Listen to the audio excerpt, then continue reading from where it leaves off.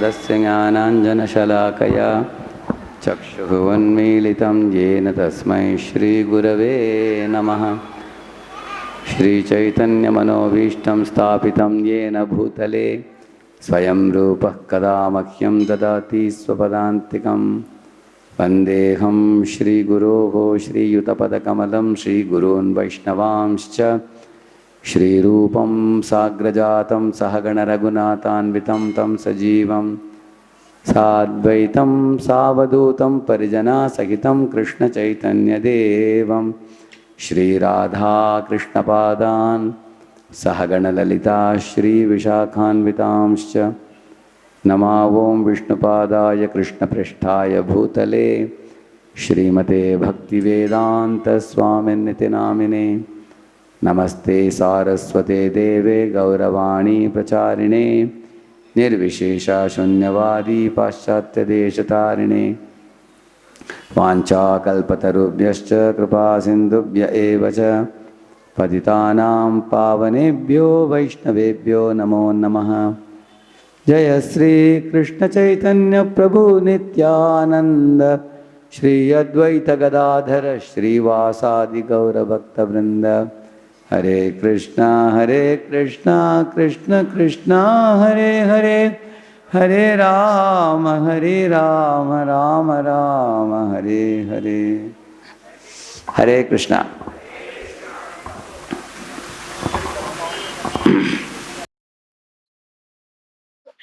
हम लोग पिछले 2 दिनों में प्रहलाद, नरसिंह, हिरण्यकशिपु इनकी कथा सुनते आए हैं। शायद आप में से कुछ भक्त आज सीधा इस सत्र में आए हो। संक्षिप्त रूप में हम लोगों ने कल रात के समय हमने प्रहलाद महाराज की दिव्य गुणातिशयों के बारे में चर्चा की थी और आज सुबह प्रहलाद और हिरण्यकशिपु के बीच में वार्तालाप जो हुआ उसके बारे में चर्चा की। अभी हम लास्ट पार्ट इस लीला के जो भगवान नरसिंह देव की अवतार के संबंध में हम कुछ श्रवण करेंगे। इस्कॉन के मंदिरों में आल्टर में भगवान नरसिंह देव को भी एक स्थान दिया गया है, आप लोगों ने देखा होगा। इसका कारण क्या है? प्रभुपाद जी ने बोला कि सारे दुनिया के इस्कॉन के भक्तों को सुरक्षा प्रदान करने के लिए उनकी भक्ति में कुछ रुकावट नहीं आना चाहिए। उनको सुरक्षा प्रदान करने के लिए प्रभुपाद जी ने बोला कि ये कृष्ण के ही अवतार हैं नरसिंह देव। उनकी हर दिन कीर्तन किया जाए, ऐसे प्रभुपाद ने आदेश दी। आप लोगों ने दशावतार के बारे में सुना होगा। ये दशावतार करके भारत में हम लोग कहते हैं, लेकिन लगभग ये 22 अवतार है। पहले स्कंद के 3रे अध्याय में आप पढ़ेंगे 22 अवतारों के बारे में। उन 22 में 10 अवतार बहुत प्रोमिनेंट अवतार हैं। और दशावतार स्तोत्रम जो है, दशावतार स्तोत्रम में हमेशा आप देखेंगे, 1 मिनट में आपको दिखाता हूँ।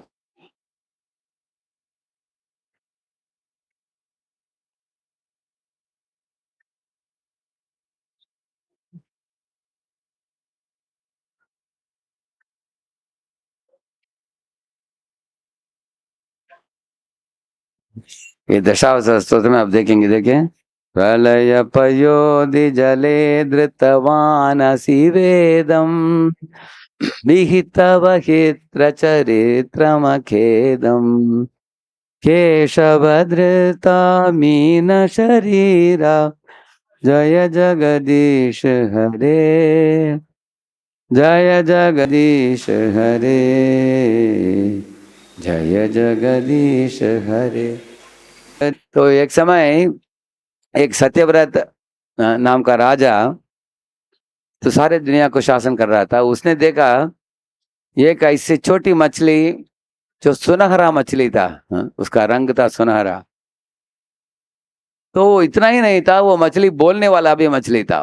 वो मछली ने बोला कि राजन, आप आपके सब प्रजा को आश्रय प्रदान करते हो, हम जैसे तुच्छ जीवों को आप सुरक्षा नहीं प्रदान करोगे? ऐसे उन्होंने पूछा।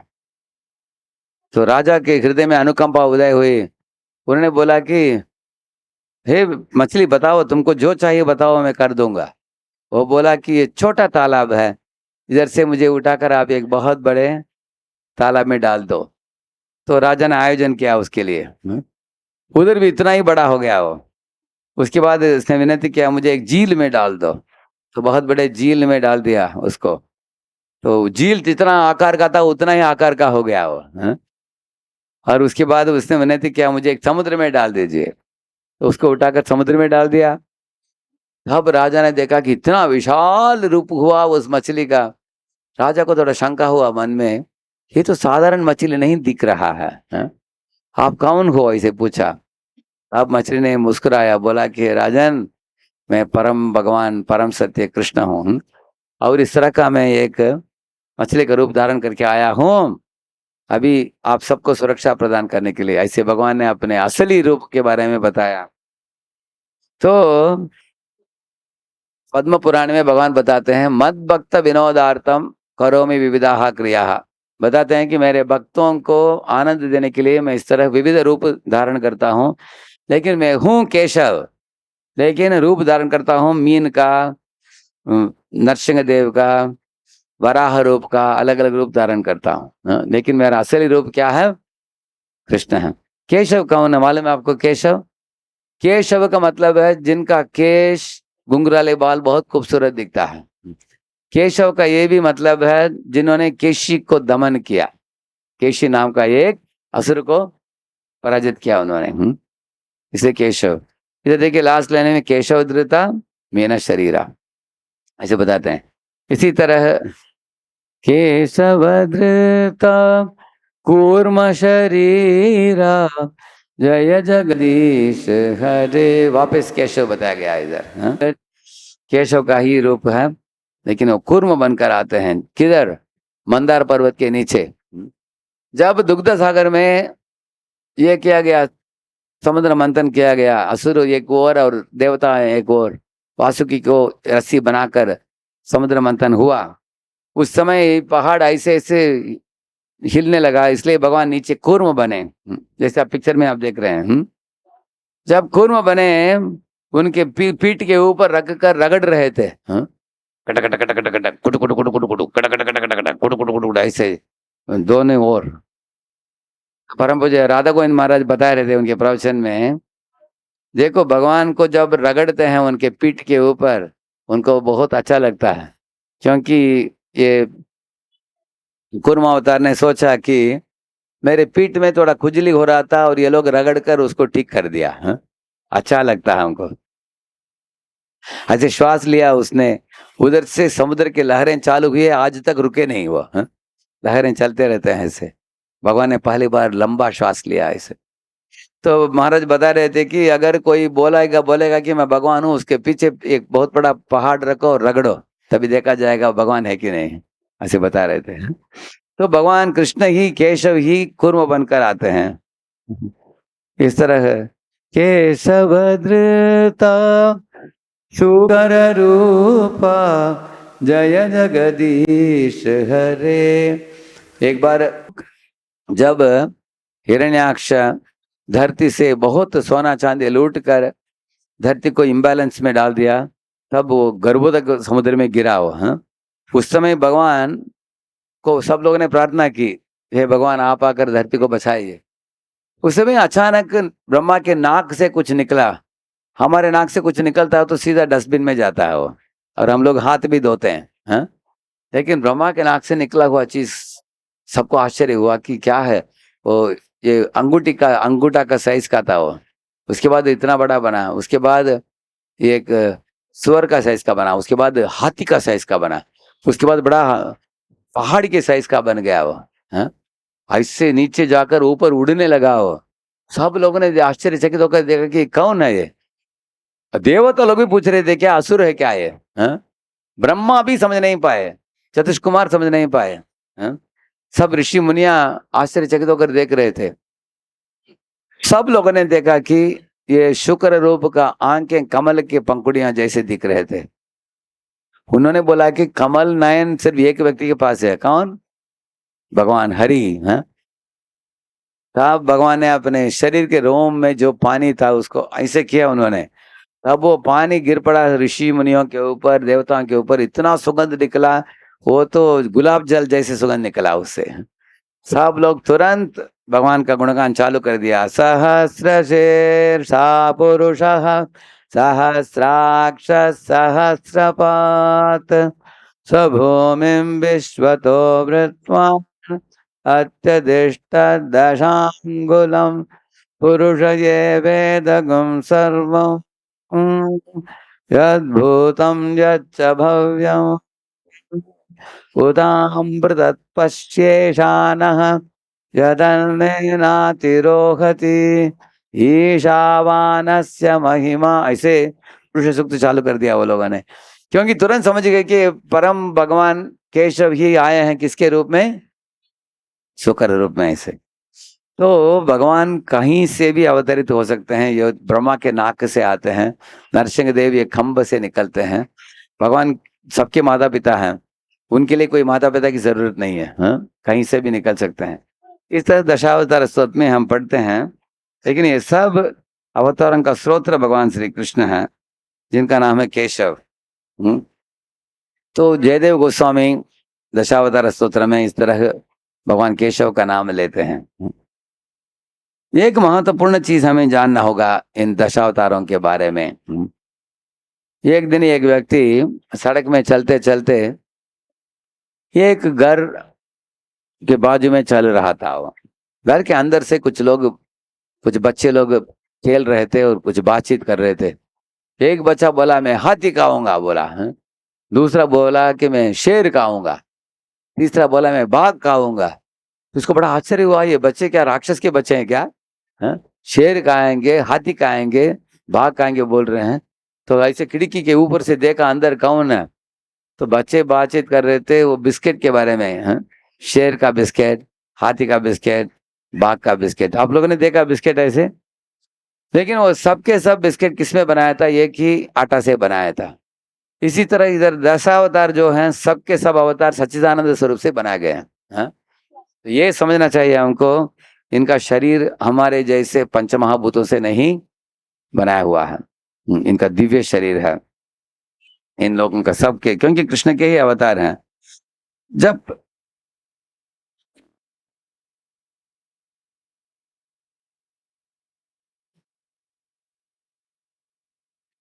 अभी आगे बढ़ाएंगे इस अध्याय को, देखिए प्रहलाद के बारे में हम बता रहे थे आज सुबह भी, हाँ? प्रहलाद पहली बार पिताजी ने देखा कि ये विष्णु का भक्त है, मेरे विरुद्ध है, मेरे साथ नहीं दे रहा है। जिस तरह हमारे शरीर में अगर कुछ व्याधि हो जाए, कभी कभी हम उंगली को भी काट देते हैं, हाँ? कुछ कैंसर हो गया तो उसको काट कर फेंक देते हैं। इस तरह ये है मेरा पुत्र, लेकिन मेरे बात नहीं मान रहा है, ये हमेशा भगवान हरि के चिंतन में रहता है, इसको काट देना अच्छा है। इस तरह सोचकर हिरण्यकशिपु ने उनको वध करने की योजना बनाया, और अपने सब सैनिकों को बुलाकर बोला कि किसी भी तरह से इसको जिंदा मत छोड़ो, इसको वध करके आओ। वो लोगों ने अलग अलग चीज किया, उसको प्रहलाद को एक पहाड़ से फेंका और बहुत कुछ किया उन्होंने, लेकिन प्रहलाद को कोई मार नहीं पाया। जैसे हम लोग बोलते हैं ना, जाको राका ऐसा है, यहाँ मार न सके कोई, है? बाल न बांका कर सके कोई, मार नहीं सके। तो उसके बाद पिताजी द्वंद्व में पड़ गए, हिरण्यकशिपु, अरे बेटा मर भी नहीं रहा है, मेरे ऊपर भी इसको घृणा हुआ होगा, क्योंकि मैंने ही इसको मारने के लिए योजना बनाया। अभी ऐसे बच्चे को लेकर क्या करना है, वो बहुत चिंतित हो गया। वो उस समय उसके टीचर लोगों ने बोला, शंडा मर्ग, हे राजन आप चिंता मत करो, तुम्हारे बच्चे को हमारे पास दे दो, हम उसको सुधार देंगे, हम उसको पक्का असुर बनाएंगे तुम जैसे ही, वो विष्णु का भक्ति नहीं करेगा वो, उसको ऐसे हम ट्रीटमेंट दे देंगे, तो हमारे पास छोड़ो उसको। तो वो लोग वापस लेकर गए उसको अपने गुरुकुल में। तो वो लोग बार बार उसको पॉलिटिक्स, इकोनॉमिक्स, अनेक विषय, आसुरी विषयों को सिखाने के लिए प्रयत्न की, लेकिन प्रहलाद महाराज दोपहर के समय क्या कर रहे हैं देखिए वो पिक्चर में, है? वो अपने मित्रों को बुलाकर उन्होंने शिक्षा दे दिया, है? बोला कि हे मित्रों, इस दुनिया में तुमको भगवान हरि की भक्ति जो है वो कर लेना चाहिए और आपके खजाना भर लेना चाहिए हरि नाम से। हाँ, क्योंकि हरि नाम आपके साथ हमेशा आएगा। जैसे बच्चों को हम एक पिग्गी बैंक देते हैं ना, मालूम है आपको पिग्गी बैंक? हाँ, पिग्गी बैंक के अंदर आप कॉइन डालते जाओ, रोज एक एक डालते जाओ, आधा पिग्गी बैंक भर गया। हाँ, 1 साल के लिए भूल गए आप डालने के लिए, आगे जाकर वापस भरना चालू करो, क्या होगा? जिधर पहले भरा था उधर से चालू होगा। हमारे भक्ति भी ऐसा ही है। हाँ, अगर आपने भक्ति की 20% इस जन्म में, अगले जन्म में उधर से अब 21 से चालू करोगे आप। हाँ, अगर 50 तक कर लिया तो 51 से चालू करेंगे आप। हाँ, इस तरह। तो प्रहलाद ने बच्चों को सिखा दिया कि हे बच्चे, हे मित्रों, भक्ति ऐसा चीज है कभी घटता नहीं। हाँ, पुण्य घटता है, पाप घटता है इस दुनिया में। हाँ, और पैसा घटता है, मकान घटता है, हमारे शरीर भी जीर्ण हो जाता है, लेकिन भगवान की किया हुआ भक्ति कभी भी खत्म नहीं होगा। हाँ, आप लोग भक्ति कर लो मेरे साथ, और हम लोग भगवान के लोक को प्राप्त करेंगे। उनके अंदर रुचि को पैदा किया उन्होंने भक्ति मार्ग की ओर। हाँ, देखिए आप पिक्चर में देख रहे हैं, सब बच्चे प्रेम से नाच रहे हैं, भगवान हरि के समझ गए कि भगवान हरि हमारे शुभ चिंतक हैं, हमारे मित्र हैं। हमारे लिए पूजनीय है, वंदनीय है, प्रार्थनीय है। हाँ, और शरण जाने के लिए योग्य है। एक श्लोक मुझे याद आ रहा है इनका, उद्धव जी का, 11वें स्कंद में, तस्मात् भवन्तम् अनवद्यम् अनंत पारम। बताते हैं ना, पानी कहते हैं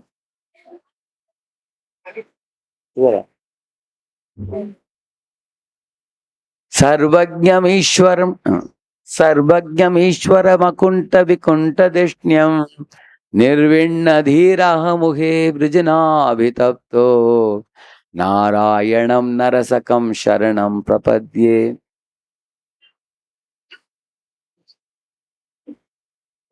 बता रहे हैं ये श्लोक बहुत महत्वपूर्ण है।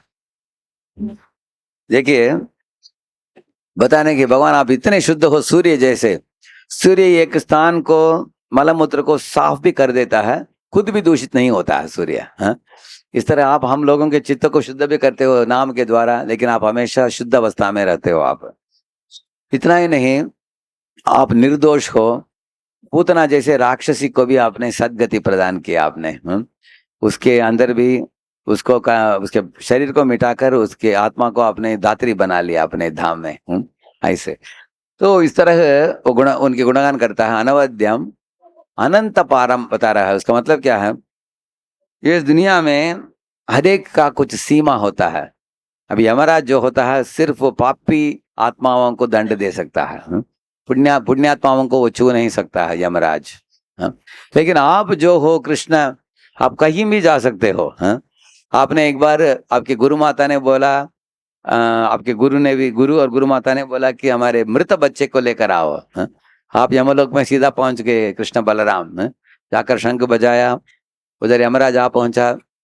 स्वामी, आपकी श्री चरण मेरे धाम में पड़ा है, मैं बहुत भाग्यशाली हूँ, अभी आपके लिए क्या करूं? पूछा उन्होंने। गुरुपुत्र मिहानीतम, मेरे गुरुपुत्र को लेके आओ। निज कर्म निबंधनम, बोला कि वो कुछ पाप कर्म से इधर आया है दंड प्राप्त करने के लिए, उसके दंड का जो भी हो उसको मेरे नाम में लिख दो, बोला भगवान ने। आनयस्व महाराज मत्शासन पुरस्कृत। भगवान ने बोला कि मेरे गुरु के पुत्र है, इसलिए इसका अकाउंट मेरे अकाउंट में लिख दो। मतलब क्या है? उसके पाप को मिटा दो। हाँ, अहम तो हम सर्व पापेभ्यो मोक्षयिष्यामि। भगवान ने तत्क्षण उसके पाप को मिटाकर उसको उठाकर लेकर गए अपने गुरु के पास, जाकर सौंपा दिया। उसका मतलब यम लोकों में भी जाकर आपको भगवान उद्धार कर सकते हैं। हाँ? और एक बार एक ब्राह्मण के 4 बच्चे घूम गए थे, एक के बाद मर गए थे वो। हाँ? तब अर्जुन अफसोस कर रहा था कि इनके बच्चों को कैसे बचाया जाए। हाँ? तब भगवान कृष्ण ने बोला, अर्जुन एक अग्नि प्रवेश करने वाला था उस समय, क्योंकि उसने शपथ ली थी कि मैं आपके बच्चों को बचाऊंगा। हाँ? कर नहीं पाया, अग्नि प्रवेश करने वाला था। भगवान ने बोला, अर्जुन तुमको समस्या हो तो मैं हूं ना तुम्हारे पास, मुझे क्यों नहीं पूछते? अर्जुन ने पूछा क्या किया जाए? भगवान बोले चलो रथ में चढ़ जाओ। भगवान उनको लेकर गए, इस ब्रह्मांड को पार करके, ब्रह्म ज्योति को भी पार करके महाविष्णु के लोक में गए। और महाविष्णु के पास वो 4 बच्चे थे ब्राह्मण के। हाँ? और महाविष्णु ने बोला, हे कृष्णा, मुझे मालूम है कि इस बच्चों को लेकर जाना आपको छोड़कर कोई नहीं कर सकता है, इससे आपका दर्शन प्राप्त होगा मुझे, इसलिए आपके दर्शन के लिए मैं इन बच्चों को चोरी किया, ऐसे बोला उन्होंने। तो इस तरह भगवान कृष्ण महाविष्णु लोक से उन बच्चों को लेके आकर ब्राह्मण को सौंपाया उन्होंने। एक बार उनके पिताजी वरुण देव के एक असिस्टेंट ने प्रातः काल में नंदा बाबा नहाने के लिए गए थे, एकादशी के दिन उनको उठाकर लेकर गया अपने वरुण लोक में। तो भगवान उधर भी पहुंच गए, वरुण लोक में जाकर अपने पिता को वापस लौट कर लेके आया। तो हमारे उद्धव जी बता रहे हैं कि कृष्ण के लिए कुछ सीमा ही नहीं है, कहीं भी जाकर किसी को भी उठाकर ला सकते हैं, वो ये बात बता रहे हैं अनंत पारम। बाकी लोगों को सीमा है, ये बात है। आगे बताते हैं, सर्वज्ञम। मान लीजिए आप एक आईटी कंपनी में आपने काम किया, 5 साल आपके बॉस को तुष्ट किया आपने, आपने सोचा कि भी प्रमोशन आने वाला है, एक आपके दुश्मन जाकर उसके कान भर दिया, बोल दिया कुछ, आपके बारे में गलतफहमी हो गया, तो आपको प्रमोशन नहीं देगा वो, बोलेगा कि मेरे बारे में बुरा बोला तुमने, तुमको प्रमोशन नहीं दूंगा। क्योंकि उसके बात पर उसको उसके बात सुनकर उसके कान भरने के कारण उसको उसका दिमाग को उसने परिवर्तित कर दिया। लेकिन भगवान ऐसे कोई नहीं कर सकता। मान लीजिए आपके बारे में कोई जाकर कृष्ण के पास कुछ बोल दिया गलत, कृष्ण उसको थप्पड़ मारेंगे उसको, ये मेरा अच्छा भक्त है, तुम क्या बोल रहे हो इसके बारे में, क्योंकि सर्वज्ञम का मतलब है वो सब जीवों के बारे में जानते हैं। आपके करोड़ों जन्म के बारे में उनके पास अकाउंट है, आपका अच्छा बुरा अकाउंट सब कुछ है भगवान के पास। दाता के दरबार में सब लोगों का खाता, जितने जितना जमा कराया उतना ही वो पाता। आपको कितना देना है कितना नहीं देना है भगवान जानते हैं, और कौन अच्छा है कौन बुरा है, कोई भगवान को धोखा नहीं दे सकते, क्योंकि वो सर्वज्ञ है। आगे बताते हैं, सर्वज्ञम ईश्वरम। कभी कभी आपके कंपनी के बॉस बोलेंगे तुम अच्छे हो, मैं भी अच्छा हूं, मैं जानता हूं, फिर भी मेरे हाथ में शक्ति नहीं है कि तुमको प्रमोशन देने के लिए, मैं क्या करूं, मेरे ऊपर वाले मना कर रहे हैं, ऐसे कुछ लोग बोलते हैं। लेकिन भगवान परम ईश्वर है, उनसे बढ़कर कोई है क्या? कोई नहीं। इसलिए अगर भगवान इच्छा करते हैं आपको ऊपर उठाए, कोई रोक नहीं सकता आपको। हाँ, ऐसे एक एक श्लोक के शब्द बहुत महत्वपूर्ण है। तस्मात् भवन्तमनवद्यमनंत पारम सर्वज्ञमीश्वरम अकुंठ विकुंठ दिष्ण्यम निर्विण्ण धीरह मुखे ब्रजनापि तप्तो नारायणम नरसकम शरणम प्रपद्ये। वो बोलता है कि आपके धाम इतने पवित्र धाम है, गोलोक धाम, वैकुंठ धाम, उधर लेश मात्र भी दुख नहीं है, उधर बुढ़ापा नहीं है, व्याधि नहीं है, मृत्यु नहीं है, किसी भी तरह का प्यास नहीं है, भूख नहीं है। तो ऐसे धाम है ये भगवान आपकी। तो वो बोल रहा है ये उद्धव, आपको ही शरण जाना चाहिए। इस तरह प्रहलाद भी इसी तरह के अच्छे अच्छे शिक्षाओं को प्रहलाद भी दिया अपने मित्रों को। मित्र लोग भगवान के संबंध में तत्व को अच्छी तरह समझ लिया उन्होंने। देखिए, इस दुनिया में रहते समय हम लोग शरीर रूपी गाड़ी में बैठे हैं। मान लीजिए आप सब लोग इधर बैठे हो, आपके शरीर एक कार जैसा है, अभी कार में सुबह आपको पानी भरना पड़ता है रेडिएटर में, और टायर में हवा भरना पड़ता है, और कार में पेट्रोल डालना पड़ता है, कार को सफाई करना होता है। ये सब करने के बाद आप अंदर बैठ गए तो आप बिजनेस के बारे में सोचोगे, कार के बारे में नहीं सोचोगे। इस तरह शरीर को भी प्रातः काल में मुख सफाई कर लो, नहा लो, कपड़े पहन लो, उसके बाद शरीर के बारे में मत सोचो, भगवत कैंकर्य में जुड़ो उसके बाद। अभी नाम जपो और गीता भागवत पढ़ो ऐसे। लेकिन आजकल शरीर के ऊपर लोग ज्यादा ध्यान देते हैं, इतने हेयर स्टाइल लोग रखते हैं आजकल, इतने people are jeans conscious, T shirt conscious, watch conscious, belt conscious, shoe conscious, except Krishna conscious. भगवान को बोलकर बाकी सबके ऊपर ध्यान देते हैं लोग, किस तरह के कपड़े हम पहनते हैं, किस तरह का मूंछ है, किस तरह का दाढ़ी है, किस तरह का वॉच है, किस तरह का गाड़ी है, दाढ़ी कैसा है और गाड़ी कैसा, दोनों सब देखते हैं लोग, हैं इस तरह। तो शास्त्र बताते हैं कि तुम इस तरह के शारीरिक चीजों में उलझ जाओगे तो भगवान को भूल जाओगे। शरीर को जितना ध्यान देना हो उतना ही ध्यान दो। ठीक है, नहाना है, धोना है, थोड़ा भोजन डालना है, थोड़ा आराम करना है, बाकी समय दो ही चीज आपको, आपके कर्तव्यों को निभाओ और भक्ति मार्ग में आगे बढ़ो। ये तो रेलवे लाइन है। अगर आप घर गृहस्थी चलाना हो, आपको पत्नी बच्चे इनको सब संभालना है, नौकरी करना है, दूसरी चीज है भक्ति में आगे बढ़ना है। ये दो चीज, अगर आप विद्यार्थी हो तो पढ़ाई करो और भक्ति में आगे बढ़ो। ये दो रेलवे लाइन जैसा है। और ट्रेन पहुंच जाएगा गंतव्य स्थान में, भूलोक से गोलोक है, आप पहुंच जाएंगे। लेकिन इसको छोड़कर तीसरा लाइन क्या है, इंद्रिय तर्पण का लाइन है। उसमें अनेक लोग उसमें लग जाते हैं, हाँ? इसके कारण गाड़ी फिसल जाता है, हाँ? तो जा नहीं पाते हैं ऐसे। तो इस तरह से प्रहलाद महाराज उनको सिखा दिया कि आप लोग, हाँ, भगवान की वैकुंठ की प्राप्ति करो, हाँ, भक्ति करके। इस तरह के दुष्ट मत बनाओ, हाँ?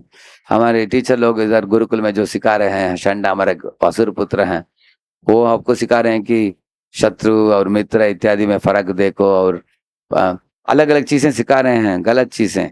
आप उसमें मत फंसो, भागवत धर्म करो, भक्ति करो, भगवान के पास पहुंच जाओ। ऐसे शुद्ध निर्मल ज्ञान सिखाया उन्होंने। आप देख रहे हैं बच्चे सब नाच रहे हैं, तब टीचर लोग डर गए, अरे ये गुरुकुल को ही बदल दिया है इसने, हाँ? ये तो आसुरों का गुरुकुल है, इसको देवताओं के गुरुकुल जैसे बना दिया है इसने, प्रहलाद ने। दोनों भागते हुए गए हिरण्यकशिपु के पास, बोला अभी हम लोग संभाल नहीं पाएंगे आपके बेटे को, हाँ? अगर हमारे गुरुकुल में रखेंगे बाकी लोगों को भी बिगाड़ देगा ये, हाँ? आप इनको ले लो करके दे दिया। तब हिरण्यकशिपु सर्प जैसे, हाँ, सर्प जैसे ऐसा करता है ना सर्प, इस तरह वो श्वास लेने लगा जोर से, हैं? और सोच लिया उसने, अभी मेरे सैनिक लोग इसको मार नहीं पा रहे हैं, मैं खुद ही मारूंगा, हैं? देखिए उनके विरुद्ध प्रहलाद के बारे में बताया गया कि प्रहलाद शांत स्वभाव वाला था वो, हैं? एकदम अ, उसके व्यवहार बहुत मृदु व्यवहार था वो सब लोगों से, और उसके इंद्रिय और मन भी बहुत संयमित थे। ये आवाज उठाता था लेकिन प्रहलाद प्रेम से बात करता था। तो हिरण्यकशिपु को बड़ा आश्चर्य हुआ कि ये मेरा 5 वर्ष का बालक मेरे से क्यों नहीं डरता, हाँ? सब सारे देवी देवता गिड़गिड़ाते हैं मेरे सामने, हाँ? 35 कोटि देवताओं को मैं डराता हूँ, सब लोग सलाम मारते हैं, सर झुकते हैं, बेंट लेकर आते हैं, ब्रह्मा शिवा विष्णु ये तीनों को छोड़कर बाकी सब देवता सर झुकते हैं मेरे पास आकर, हाँ? और उन्होंने अग्नि वरुण वायु इनके नौकरी को भी खुद अपने हाथ में ले लिया, हाँ?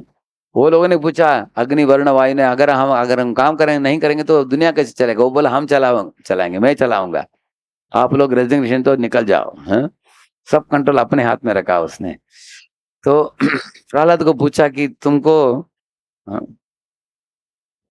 इधर पूछ रहा है प्रहलाद को, प्रहलाद मैं जब नाराज होता हूँ सब सारे ग्रह गिड़गिड़ाते हैं, हाँ? और मुझे बड़ा आश्चर्य हो रहा है कि तुम निश्चिंत होकर मुस्कुराते हुए मेरे सामने खड़े हो, किधर से तुमको इतना साहस आ गया, किधर से तुमको इतना शक्ति मिल रहा है, बताओ। प्रहलाद ने बोला, हे पिताश्री, मेरा शक्ति, ब्रह्मा जी का शक्ति और आपका शक्ति, इन सब शक्तियों का स्रोत एक ही व्यक्ति है, भगवान हरि है। ऐसे बोला उन्होंने। इसलिए आप इतना उत्तेजित मत हो जाओ, अपने इंद्रियों को संयमित करो, थोड़ा शांत हो जाओ। आपके अनियंत्रित मन ही कारण है जिसके कारण आप इतने उत्तेजित हो गए हो। मन को संयमित करो, ऐसे उन्होंने बोला। देखिए हमारे मन जो है उसको हाथी से तुलना किया है, हाँ? अभी हाथी जो है मदमत्त हाथी है और शांत हाथी है, प्रशिक्षण दिया है, हाँ? जैसे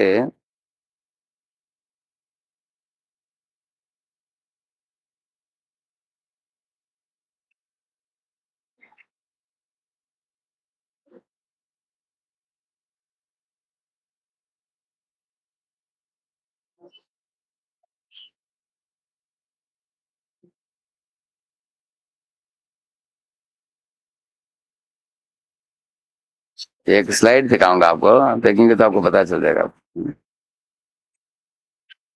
इधर देखिए, जब हाथी जो होता है, देखिए बहुत खतरनाक है ना, बलशाली है, वो कार को भी उल्टा कर सकता है वो, हाँ?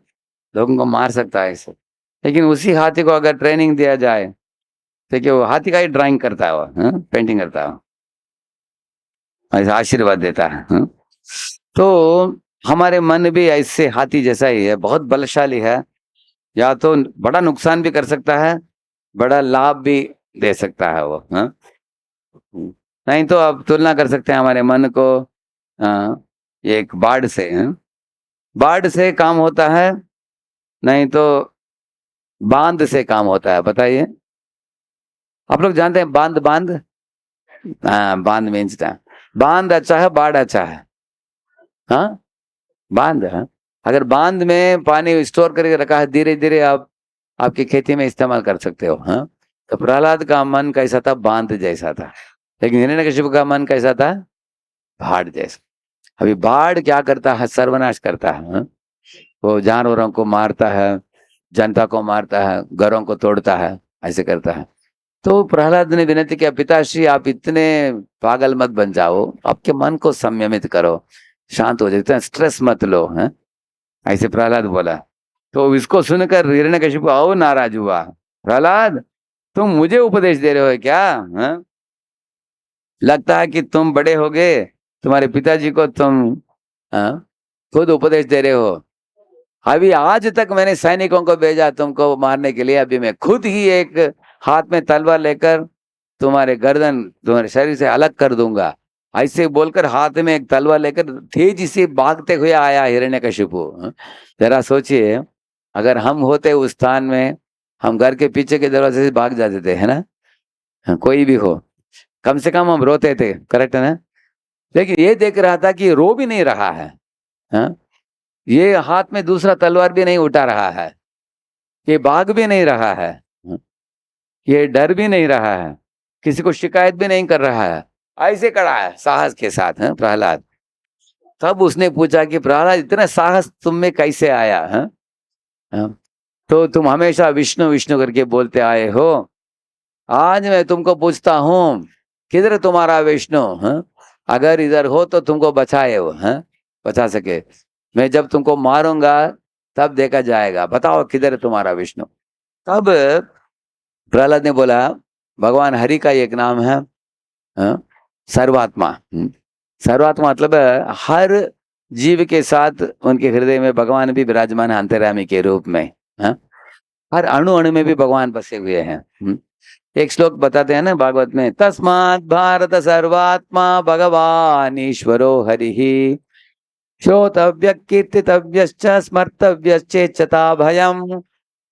तस्मात् भारत सर्वात्मा, सर्वात्मा का मतलब सब लोगों के हृदय में भगवान परमात्मा है, जीवात्मा के निकट, भगवान षडैश्वर्य पूर्ण है, ईश्वरो परम ईश्वर है, हरि ही उनका नाम है, हरि सब अमंगल को निकालने वाले, उनका नाम है हरि, सर्व अमंगल हरे इति हरि, उसका मतलब है ऐसे भगवान हरि तो आपके हृदय में भी है पिताश्री, मेरे हृदय में भी है, सबके हृदय में है, अणु अणु में भी बसे हैं।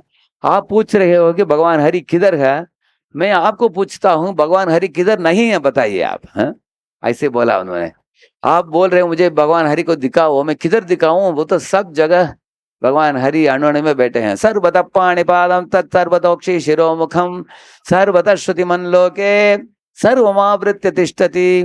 भगवान हरि के सर सब जगह है, चेहरे सब जगह है, उनके आंखें सब जगह है, उनके कान भी है सब जगह, उनके हाथ हैं, उनके पैर हैं, अणु अणु में भगवान है, हाँ? इतना ही नहीं, भगवान के आंखें चक्षुर यस्य न ऋष्यति, कभी पलक झपकते नहीं, हाँ? अगर मेरे पास एक मोबाइल रखा हूं मैं, थोड़ा पलक झपकेगा कोई चोरी कर लेगा उसको, हाँ? लेकिन भगवान के आंख कभी पलक झपकता ही नहीं, ऐसे सब जीवों को देख रहे हैं। इसलिए हम लोग समझ लेना चाहिए कि हमारे हर कार्य को भगवान हरि देख रहा है, हाँ? हर क्षण। एक बार ये गुरु जी ने सब शिष्यों को बुलाया, किसको लीडर बनाना है गुरुकुल में, उनको पता नहीं था, तो उन्होंने पूछा, हे बच्चों, ये तो अभी आम का सीजन है, समर सीजन, सब लोग एक एक मोटा आम ले लो, ऐसे स्थान में जाकर खाकर आओ जिधर कोई आपको नहीं देखेगा, हाँ? सब बच्चे, कोई बच्चा झाड़ के अंदर खाकर निकला हो, कोई बच्चा एक ब्लैंकेट डाल लिया ऊपर खाकर बाहर निकला हो, हाँ? ऐसे अलग अलग बच्चे इधर उधर छुपाकर खाकर निकले, तो एक बच्चा खाया नहीं कुछ भी, आ गया गुरु के पास, बोला कि सॉरी गुरुजी, मैं जिधर भी जाता हूँ भगवान हरि के आंखें देख रहे हैं, तो मैं कई रूम के अंदर जाकर मैं कुंडी लगा देता हूँ, उधर भी मैं खाने के लिए जाता हूँ तो हरि देख रहे हैं, उधर भी मुझे, मैं किधर जाऊंगा, मैं खा नहीं पाया, आपको वापस दे दूंगा, सौंपा दूंगा। बोले कि इसको क्लास का लीडर बनाओ अभी, है ऐसे ही भक्त हमको चाहिए, ऐसे बोला उन्होंने। हाँ, तो प्रहलाद तो हरि को सब दिशा में, सब स्थान में देख रहा था। हिरण्यकशिपु अपने देहात्म बुद्धि के कारण अपने आप को स्वामी माना, भगवान हरि को देख नहीं पाया। देखिए कभी कभी हम ऐसे चश्मा को ऐसे रखते हैं, हम ढूंढते हैं, मेरा चश्मा देखा किसी ने, लोग बोलेंगे आपके सर के ऊपर ही है, हाँ? ऐसे है ना, इस तरह होता है कभी, है ना। इस तरह भगवान हरि उनके पॉकेट में है, ऐसे अभी पॉकेट में पेन है, पेन को हम ढूंढते रहते हैं किधर है, लेकिन इधर ही पेन, इधर ही है, उनके हृदय में भगवान हरि बसे हैं, लेकिन वो देख नहीं पाया, नास्तिकता के कारण, देहात्म बुद्धि के कारण। तब हिरण्यकशिपु बोला ठीक है अभी बताओ, ये एक स्थान में पूछूंगा, ये बड़ा खम्भ इधर है ना, इस खम्भ के अंदर है क्या हरि? क्योंकि उसको मालूम था कि खम्भ मैंने ही बनाया, इसके अंदर रेनफोर्स बार और सीमेंट डालकर हमने बनाया, हमने भगवान हरि को अंदर नहीं डाला है, ऐसे सोचा उसने। खम्भ हमने ही कंस्ट्रक्शन देखा है इसका, अभी बताओ इसके अंदर है क्या? प्रहलाद ने बोला कि क्यों नहीं, भगवान हरि जरूर है इधर। हाँ, देखिए हम लोग पुणे में ये नरसिंह देव की ड्रामा किया एक बार, सब बच्चे आकर बैठ गए सामने, अगर ड्रामा होता तो सब बच्चे सामने, अगर क्लास हो रहा तो सब बच्चे खेलने के लिए चले जाएंगे, है ना। हाँ? उनको ड्रामा बहुत अच्छा लगता है। तो उस ड्रामा में हमने क्या किया था, 3 खम्भ बनाया था हमने, उधर एक खम्भ, इधर एक खम्भ, बीच में एक खम्भ। बीच वाला खम्भ थोड़ा ज्यादा मोटा बनाया हमने, क्यों? उसके अंदर नरसिंह देव खड़े रहेंगे, उधर से ही बाहर निकलेंगे। तो वो बाकी 2 खम्भ थोड़ा पतला बनाया था हमने। तो बच्चों के बीच में चर्चा चल रही थी, ए नरसिंह देव किधर से निकलेंगे, हाँ? वो खम्भ से, इस खम्भ से, इस खम्भ से, ऐसे बातचीत कर रहे थे वो। लेकिन ये खम्भ कैसे बनाया हमने, थर्मोकोल से बनाया था, तो थर्मोकोल थोड़ा ऐसे उसमें गैप था, तो एक बच्चा बोला ए देखो देखो नरसिंह देव दिख रहे हैं अंदर, दिखा उसने। लेकिन प्रहलाद जब बोल रहा था हिरण्यकशिपु को, हाँ, कि भगवान हरि इस खम्भ में है, तब नरसिंह देव दिख नहीं रहे थे वो, हाँ? वो तो एकदम पत्थर से बनाया हुआ खम्भ था वो, हाँ? लेकिन उसको अटूट विश्वास था कि भगवान है, सब अणु अणु में भगवान है। तब हिरण्यकशिपु अपने गदा लेकर फट करके मारा उस खम्भ को, खम्भ टूट गया, है खम्भ। ऐसे खम्भ टूटते ही अंदर से भगवान नरसिंह देव इस रूप में निकले। ऐसे आवाज किसने सुना नहीं इस दुनिया में, हाँ? ये शेर का गरजने का, दहाड़ का आवाज, हाँ? ऐसे उन्होंने आवाज किया, जंगल के हाथी भी अपने पूंछ 2 पैर के बीच में डालकर डर के मारे झाड़ के अंदर घुस गए हैं। ऐसे हम, ऐसे सब प्राणायाम भागने लगी सब दिशाओं में, हम। तो ये आवाज पहुंच गया ब्रह्मलोक तक ऐसे। तो हिरण्यकशिपु देख रहा था, बड़ा आश्चर्य हो उसको, ये क्या कुछ प्राणी निकल रहा है अंदर से, ऐसे उसने सोचा, हाँ? क्योंकि जब भगवान निकले, हिरण्यकशिपु ने देखा कि ये क्या नया रूप है, ये मनुष्य भी नहीं है, ये जानवर भी नहीं है इसका रूप सिंह का, लेकिन शरीर मनुष्य जैसे दिख रहा है, हाँ? तो इस रूप में भगवान निकले, बहुत अद्भुत रूप में। ऐसे एक श्लोक आता है, सत्यम विदातुम निज भृत्य भाषितम व्याप्तिम च भूतेष्वखिलेषु चात्मनः अदृश्यताद्भुत रूपमुद्वहन् स्तंभे सभायाम न मृगम न मानुषम। स्तंभ का मतलब है खंभ, जो उस खंभ से भगवान निकले, न मृगम न मानुषम, और मनुष्य भी आधा शेर था उनका सर, शरीर मनुष्य का था, हाँ? और बताया गया कि ब्रह्मा जी ने वरदान दिया था हिरण्यकशिपु को, उस सब वरदान को पूर्ति करते हुए भगवान ने हिरण्यकशिपु का वध किया, हाँ? जैसे भगवान ने हिरण्यकशिपु में वर मांगा था कि कोई मनुष्य मुझे ना मारे, इसलिए भगवान मनुष्य के रूप में नहीं आए। कोई जानवर मुझे नहीं मारे, तो भगवान जानवर के रूप में नहीं आए। कोई दिन में नहीं मारे, तो भगवान दिन में भी नहीं आए, रात में भी नहीं आए, बीच में सायंकाल में आए भगवान ऐसे।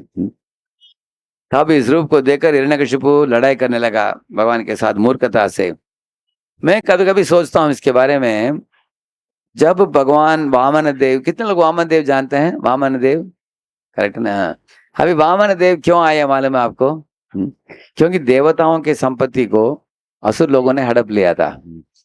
माता अदिति ने भगवान को प्रार्थना की, मेरे पुत्र इंद्र इत्यादि देवता लोग, उनकी संपत्ति को असुरों ने हड़प लिया, आप कृपया उसको लौटा दीजिए, बस इतना ही इच्छा था उनको। तो भगवान की सोचना था कि देवताओं की संपत्ति देवताओं के पास रहना चाहिए, असुरों का संपत्ति असुरों के पास। कभी कभी बच्चे भी क्या करते हैं, 4-5 बच्चों के खिलौनों को लूट लेते हैं, बोलते हैं सब निकल जाओ इधर से, हैं? ऐसे लोभ के कारण। इस तरह असुर लोगों ने उठा लिया था। बलि महाराज राजा था असुरों का। भगवान एक सुंदर बालक का रूप धारण करके एक एक बटु वामन रूप में आए और ऐसे एक छतरी पकड़े थे जो मैं दे दीप्यमान था उनका शरीर। सब लोग खड़े हो गए, दंडवत प्रणाम किया। बलि महाराज बहुत खुश हुआ कि एक बालक ब्रह्मचारी आया है, मैं इसको कुछ दान दूंगा। हाँ, अपने मन में उनको पूछा, हे ब्रह्मचारी बताओ तुमको क्या चाहिए, जो इच्छा हो तुमको मैं पूर्ति करूंगा, मैं तो त्रिलोक अधिपति हूँ अभी, ऐसे बोला उसने। वो बोले मुझे 3 पाँव दीजिए बस जमीन। वो बोला 3 पाँव? तुम छोटे बच्चे हो, तुम्हारा बुद्धि भी बाल बुद्धि है। हाँ? अरे आगे संसार बढ़ जाएगा और जमीन की जरूरत पड़ेगी, भविष्य में जो जरूरत पड़े अभी मांग लो, ऐसे बोला उसने। वो बोले नहीं, मैं ब्राह्मण हूँ, ज्यादा नहीं लूंगा, जितना चाहिए उतना ही लूंगा मैं। है मैं कल के बारे में हम सोचते नहीं, अभी जो चाहिए उतना ही लेंगे। तो वो बलि महाराज बोला, देखो मैं जो मांगते हो मैं दे दूंगा, लेकिन बाकी लोग मुझे कोसेंगे। अरे बच्चे को अकल नहीं तो तुमको भी अकल नहीं, इतना छोटा जमीन दिया उसको, ऐसे लोग बोलेंगे। हाँ, और थोड़ा ज्यादा मांग लो। वो बोले नहीं नहीं 3 ही चाहिए मुझे। ठीक है, अर्घ्य देने जा रहा था, तब शुक्राचार्य अंदर घुस गए एक भ्रमर के रूप में। मत दो मत दो, ये साधारण बच्चा नहीं, ये तो साक्षात विष्णु है। वो बोला अगर साक्षात विष्णु हो तो सर्वलोक महेश्वरम, सब सारे संपत्ति विष्णु का ही है, उन्होंने दिया वो ले रहे हैं, इसमें क्या गलती है देने में? प्रेम से दिया उसने।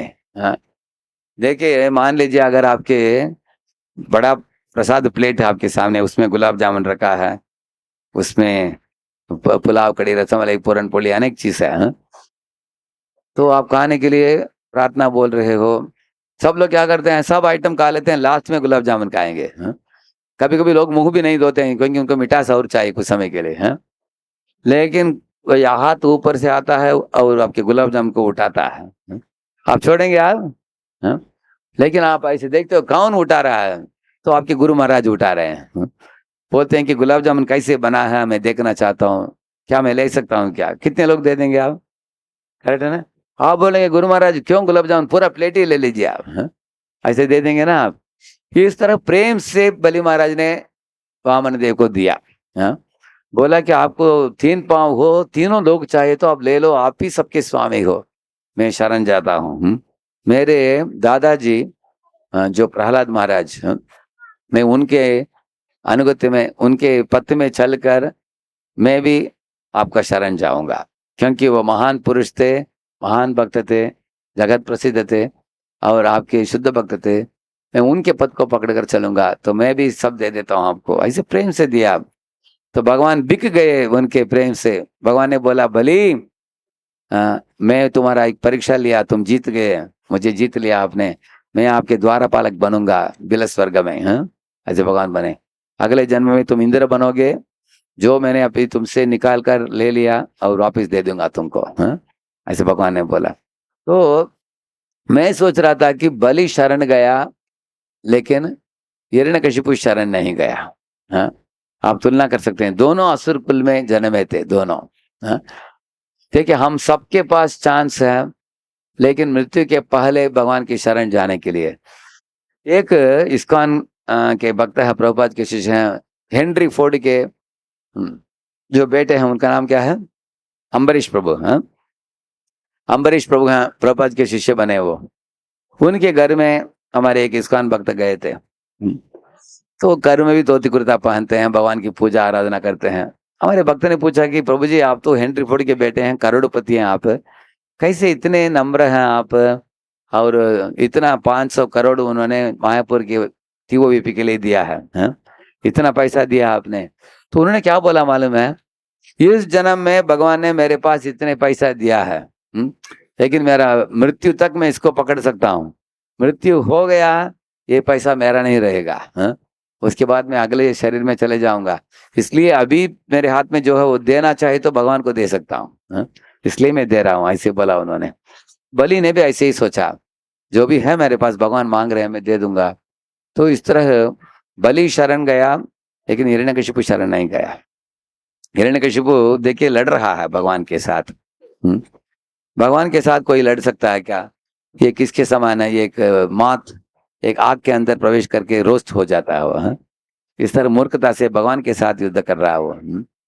भगवान की, क्योंकि ईर्ष्या है उसके मन में है।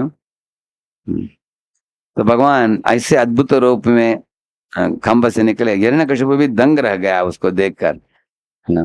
पहले उसको पता नहीं चला क्यों इस तरह के रूप में विष्णु आया है। धीरे धीरे उसको पता चलने लगा।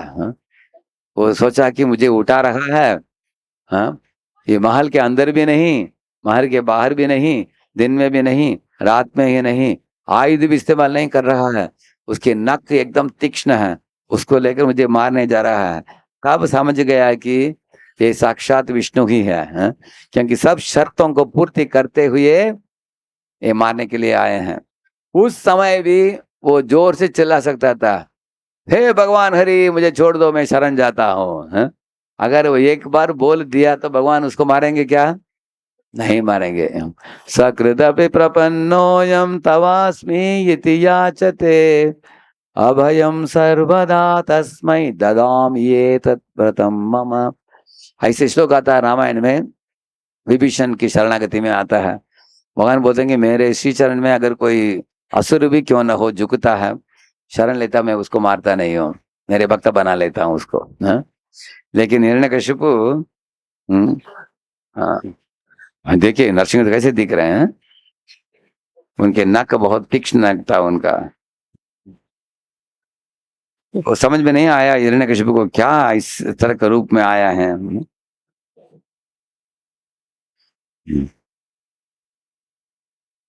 तो अपने हाथ में गदा लेकर भगवान को मारने के लिए प्रयत्न किया। हाँ, और भगवान ने उसको पकड़ लिया। देखिए उसके हाथ में भगवान, देखिए इस दुनिया में नास्तिक लोग जो हैं भगवान को नकारते हैं, नकार कर अपने ही मनमानी करते हुए अपने ही मजे में लगे रहते हैं, लेकिन मृत्यु के समय पकड़े जाते हैं। अब कहीं भाग नहीं सकते, जितना भी धनी हो, जितना भी उसने यश प्राप्त किया हो। ये एक व्यक्ति का याद आ रहा है मुझे। एक बार मैं फ्लाइट में जा रहा था, एक व्यक्ति को बोला कि प्रभु जी हमारे मंदिर में आइए, मैंने कार्ड दिया। वो बोला स्वामी जी हम आप जैसे ब्रह्मचारी नहीं हैं कि हम मंदिर में बैठकर माला घुमाएंगे। हम तो बड़े बिजनेसमैन हैं, हमारी बेटी जर्मनी में है, बेटा अमेरिका में है, और एक बेटा कनाडा में है, और एक बेटा ऑस्ट्रेलिया में है। मैं तो सारे दुनिया में घूमता हूँ घामता हूँ, देखा नहीं मैं कोट सूट टाई पहना हूँ। मैंने पूछा उम्र कितना आपका? वो बोला हमारा 74 हो गया। मैंने बोला देखिए आपका 74 हो गया, बच्चों को सब बिजनेस दे दीजिए, अभी आप भजन में लग जाइए। इस दुनिया में आज नहीं तो कल शरीर छूट जाएगा। भगवान बोलते हैं अंत काल में उनका स्मरण करना चाहिए। अगर स्मरण करेंगे तो भगवत धाम पहुंच जाएंगे। वो बोला क्या स्वामी जी आपको कैसे लग रहा है कि मुझे देखकर क्या लग रहा है आपको, मैं इतना बुढ़ा हूँ क्या, संतुष्ट नहीं दिख रहा हूँ? ऐसे बोला उसने। ठीक है जब आना है आइए, मैंने बोला। तो मैं पुनः वापस लौट आ गया। तो 2 दिन के बाद उसका फोन आया मुझे, राधे श्याम जी आप किधर हैं? मैंने बोला पुणे में। पुणे में ही मैं एडमिट हूँ, सर जल्दी आ जाइए। एक बहुत बड़े अस्पताल में एडमिट हो गया था, उसको हार्ट अटैक आ गया था उसको। मैं पूछा किधर है? वो बोला अभी आईसीयू में हूँ अभी। आईसीयू में रखा है, अभी डॉक्टर बोल रहा है कि आज नहीं तो कल पता चलेगा, मैं जिंदा रहूंगा नहीं तो मरूंगा। अचानक मैसिव हार्ट अटैक आ गया उसको। ऐसे आईसीयू का मतलब क्या है? यमदूत बोल रहे हैं आईसीयू। हम आपको देख रहे हैं। अभी डर आ गया उसको, यमदूत आने का टाइम आ गया अभी। बोला कि जीवन में भगवान के लिए टाइम कभी नहीं दिया हमने। तो मैंने बोला आपने बोला टाइम नहीं बोला? वो बोला अरे दुनिया भर के टाइम हमारे पास अभी, हम तो लेटे हैं इतना नाक में कान में सब इतना ट्यूब डाला है वो लोगों ने, हैं? आप जल्दी आ जाओ और आते से माला वाला लेकर आओ साथ में, ऐसे बोला उसने।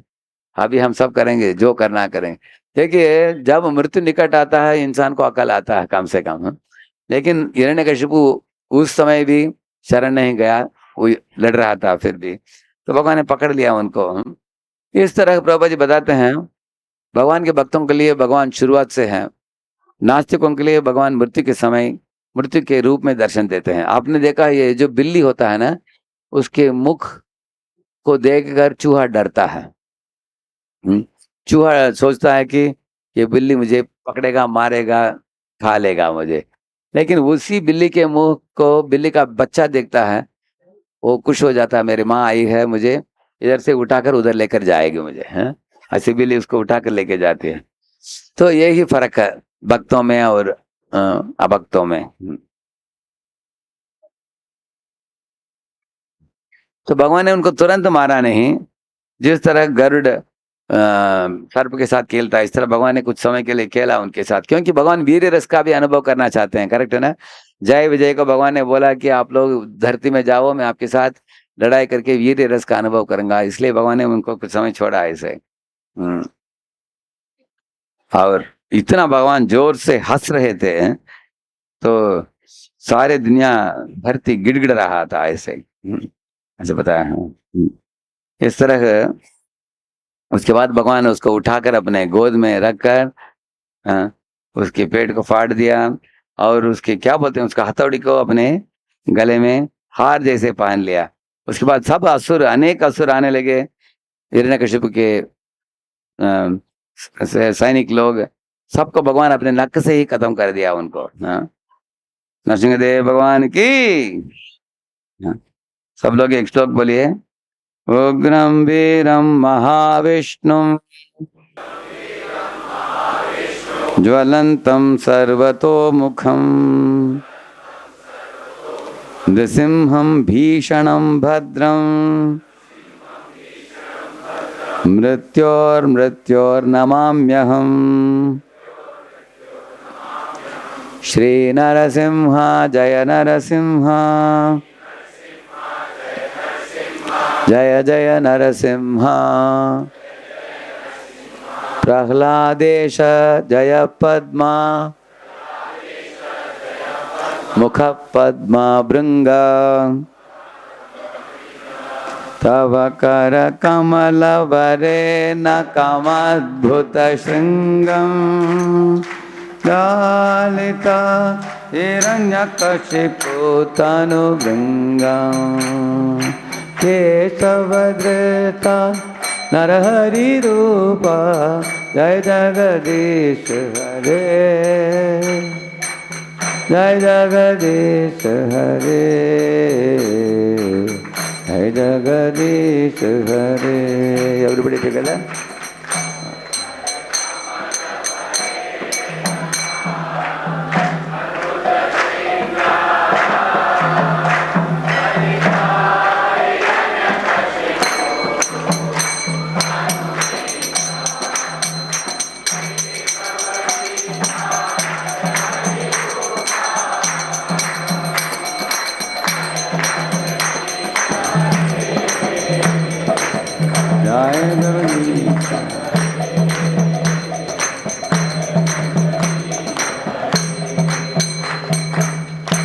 ऐसे नरसिंह के बारे में वर्णन है भागवत में कि उनका आकार इतना विशाल था, उनके बालों से बादल बिखर रहे थे। उनके आंखें सूर्य चंद्र जैसे चमक रहे थे। उनके वैसे तो उनके आंखें सूर्य और चंद्र ही है, करेक्ट है ना? हाँ, भगवान के। और उनके कान एकदम स्ट्रेट था, और उनका गर्जना सुनकर सब लोग डर रहे थे।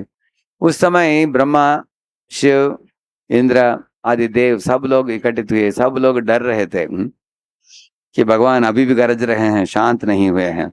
अभी जो आप लोग देख रहे हैं पिक्चर, ये शांत नरसिंह है, लेकिन भगवान इस तरह जब गरज रहे थे, तब ब्रह्मा जी ने लक्ष्मी को बोला, हे लक्ष्मी, लक्ष्मी देवी, आप ही भगवान विष्णु के अर्धांगिनी हो, अपने पति को आप ही शांत कर सकते हो, हाँ? इसलिए आप आगे जाओ, उनका एक हार पहनाओ, शांत कर दो आपके पति को। तो लक्ष्मी जी इधर खड़ी है, देखा आपने? इधर इधर खड़ी है लक्ष्मी माता। वो देख रही है, बोला कि मेरे पति इतना क्रोधित कभी मैंने देखा ही नहीं, हाँ? इतना वृद्ध अवस्था में मुझे भी डर हो रही है, ऐसे बोला उन्होंने।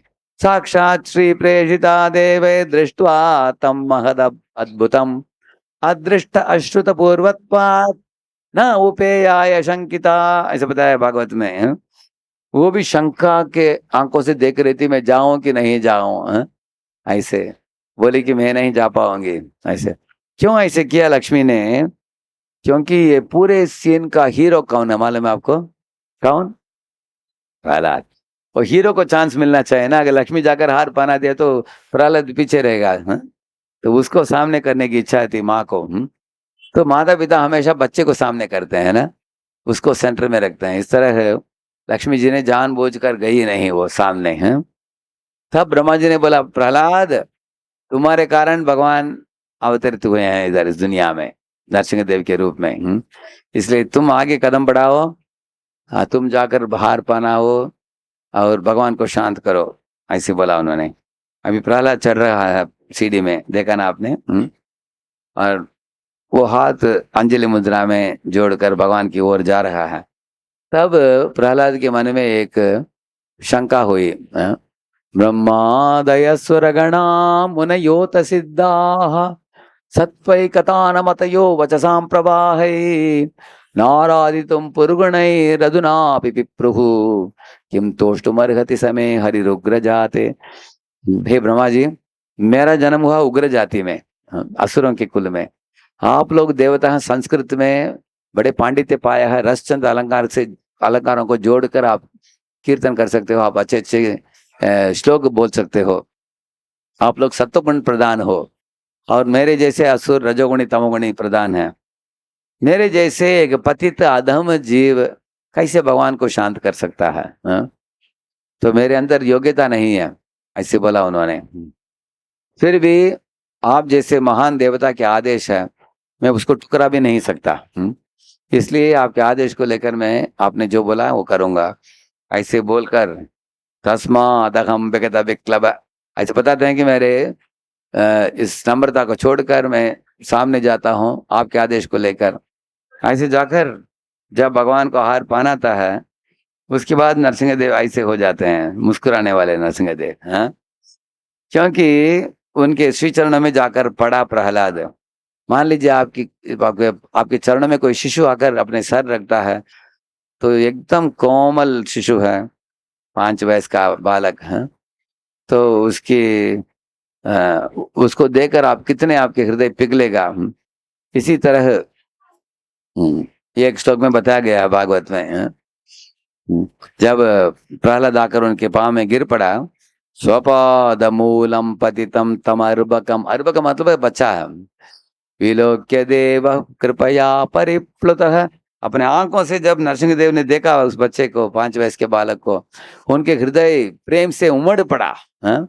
ऐसे कृपया परिप्लुतः उत्ताप्य तच्चीर्ष्णि अददात काराम्बुजम, उसको उठाकर उसके सर के ऊपर भगवान हाथ रखा, तत्क्षण प्रहलाद एकदम शुद्ध हो गया भगवान के स्पर्श मात्र से। उसके अंदर इतने दिव्य ज्ञान आ गया, बड़े पंडित भी बन गया प्रहलाद, उच्च कोटि के उत्तम श्लोकों को बोलने लगा उसके आगे। मन्ये धनाभिजन रूप तपश्रुतौजस तेजस प्रभाव बल पौरुष बुद्धि योगात् नाराधनाय हि भवन्ति परस्य पुंसो भक्तिम तुतोष भगवान गजयूथपाय। हे भगवान, आप ब्राह्मणों में होने वाले 12 गुण किसी के अंदर हो, लेकिन अगर वो आपके शुद्ध भक्त नहीं हो, हैं?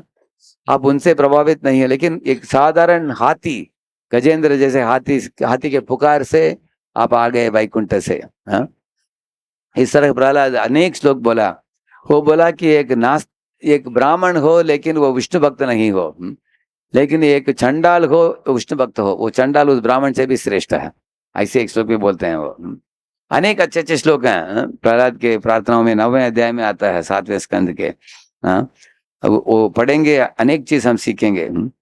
उसमें एक महत्वपूर्ण श्लोक है, वो बताते हैं प्रहलाद, हे भगवान, मैं वैकुंठ नहीं जाना चाहता, क्योंकि इस दुनिया में अनेक जीव तड़प रहे हैं दुख से। इन जीवों को प्रचार करके इनको आपकी भक्ति में जोड़कर उनको वैकुंठ में भेजकर लास्ट में मैं भी आऊंगा। इस तरह मेरी इच्छा है कि सब जीव आपकी प्रेमा भक्ति का अनुभव करे, उसमें परम आनंद प्राप्त करे, यही मेरी इच्छा है। तो बहुत बड़ा प्रचारक बना प्रहलाद। प्रभुपाद जी ने भी वही मूड धारण किया उन्होंने। इस तरह दक्षिण भारत में एक बार ऋषिपाद रामानुजाचार्य के गुरु थे गोष्ठीपूर्ण, उन्होंने एक मंत्र दिया, परम रहस्य बोला उन्होंने, किसी को मत दो। लेकिन उन्होंने बोला अगर किसी को ये मंत्र दोगे तुम नरक में जाओगे। तो रामानुज ने सोचा कि मैं नरक में जाने से अगर 1000 लोग वैकुंठ में जा सकते हैं तो कितना अच्छा होता है। काश।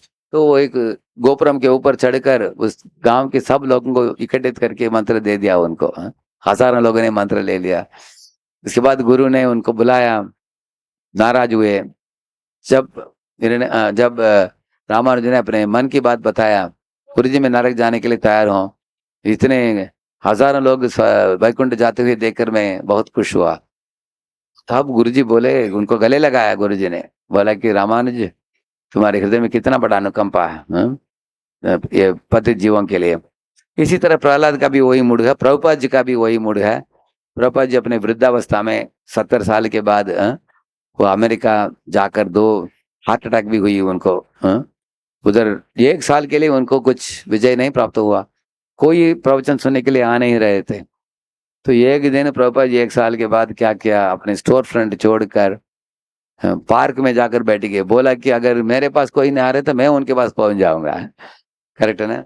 जैसे उस जमाने में लोग साधु संतों के पास जंगल में जाकर पूछताछ करते थे। तो प्रभुपाद ने बोला आज कलयुग में कोई जंगल आकर पूछताछ नहीं करेगा, तुम शहर में केंद्र खोलो, तुम लोगों तक पहुंच जाओ।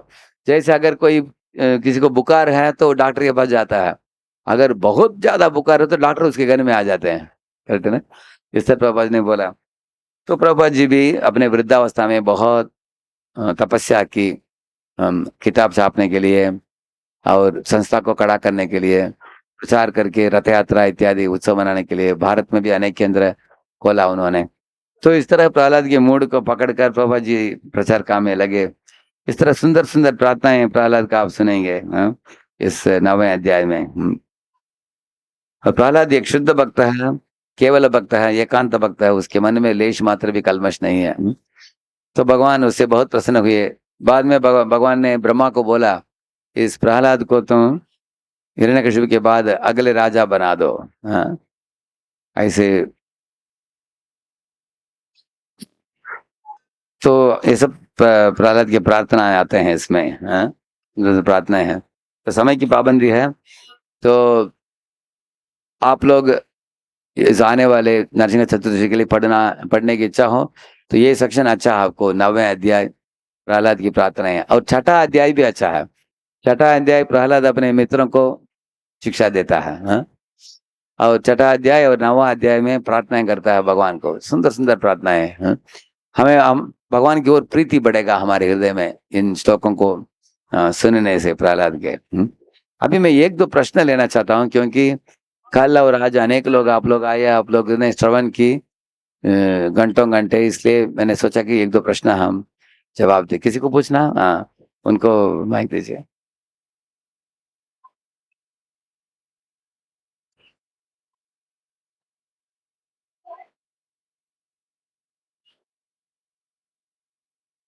हरे कृष्ण, माइक ऑन कर देना। हेलो, हरे कृष्ण प्रभु जी, दंडवत प्रणाम। धन्यवाद। आपने अभी प्रवचन में बताया था कि जैसे किसी की भक्ति 50% अगर हो तो अगले जीवन में वो 51 से स्टार्ट करे। करेक्ट। लेकिन इस जीवन में वो 50% तक गया, उसका पतन हो गया भक्ति से, उसकी मृत्यु हो गई। अब अगले जीवन से वो किस स्तर से भक्ति शुरू करेगा? उसको योग भ्रष्ट बताते हैं। योग भ्रष्ट का मतलब क्या है? इधर अभ्यास करते समय उसका पतन हुआ, उसका मतलब वो भक्ति एक सुप्त अवस्था में चला गया। जैसे अगर आपके पास बैंक का पासबुक है, लेकिन पासबुक गुम गया तो आप पैसा निकाल नहीं पाओगे। इस तरह सुप्त अवस्था में गया और माया में गया, और उसके बाद मर भी गया। तो मृत्यु के बाद ऐसे लोग स्वर्ग लोग जाते हैं। स्वर्लोक जाकर उनकी जो भी भौतिक इच्छाएं हैं उनकी पूर्ति करके उसके बाद एक ब्राह्मण के खानदान में, नहीं तो कुछ धनी खानदान में, जैसे गोयल बंसल अग्रवाल ऐसे परिवारों में को जन्म मिलता है ऐसे तो क्योंकि उनके परिवार में पैसा की कमी नहीं है और ब्राह्मण के परिवार में उनको अच्छा कुछ संस्कार मिलता है, संस्कृत पढ़ता है, पूजा आराधना करता है, नैमित्तिक कर्म नित्य कर्म इत्यादि करता है, तो उनको इस तरह का भगवान एक अच्छा माहौल बना कर देते हैं भक्ति में, जिधर छोड़ा उधर से जारी रखने के लिए। करेक्ट है ना? इस तरह भगवान देखिए भक्तों को अगर पतित भी हो गया तो उसको सुविधा देते हैं। अगर कोई वृंदावन में जाकर रहता है लेकिन अवैध संग करके पतन हुआ, वो लोग बंदर बनते हैं, सुअर बनते हैं, कुत्ते बनते हैं। तो एक दो जन्म के लिए वो उसमें थोड़ा दुख अनुभव करते हैं, उसके बाद वापस उनको मनुष्य जन्म दिया जाता है और जिधर भक्ति को छोड़ा उधर से उसको जारी रखते हैं ऐसे। और कोई माता को दीजिए पीछे, उधर एक माइक दीजिए माता को, विल टेक उधर पीछे, एकदम पीछे। हाँ